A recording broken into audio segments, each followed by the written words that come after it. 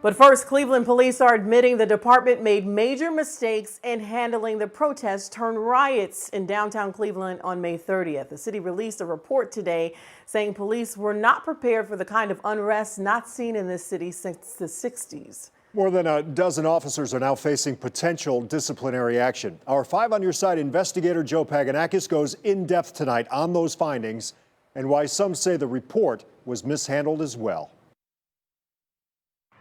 Courtney, Rob, everyone I talked to say it could have been much worse, but some are wondering why the Cleveland Police Department wasn't better prepared. Downtown Cleveland, May 30th. Rampant vandalism and lawlessness.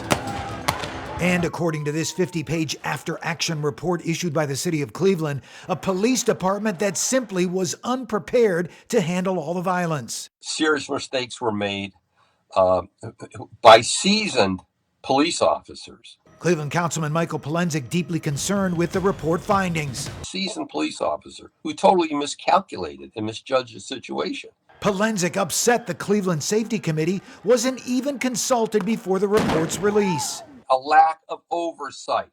You know, I've continued to stress that about oversight, about accountability. The report found many officers in the patrol section weren't issued gas masks. Officers couldn't hear crucial instructions over the violence because they weren't wearing earpieces. Too many officers unable to find their officer in charge.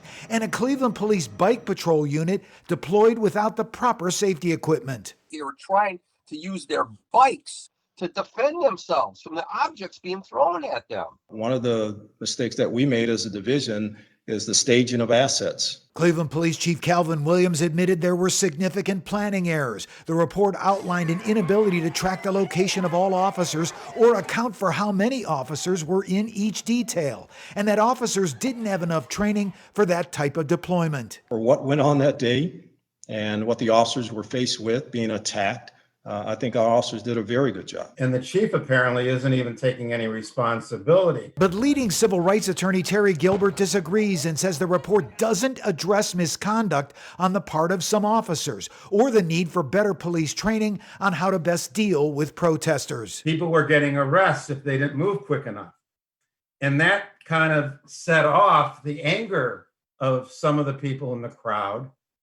But that's never addressed in this report. And Gilbert believes police response that day must be evaluated by an independent agency and include community input, especially since the report revealed 19 active complaints filed by protesters against police on the scene. 4 of those complaints were turned over to the prosecutor's office. I'm 5 on Your Side investigator Joe PAGONAKIS.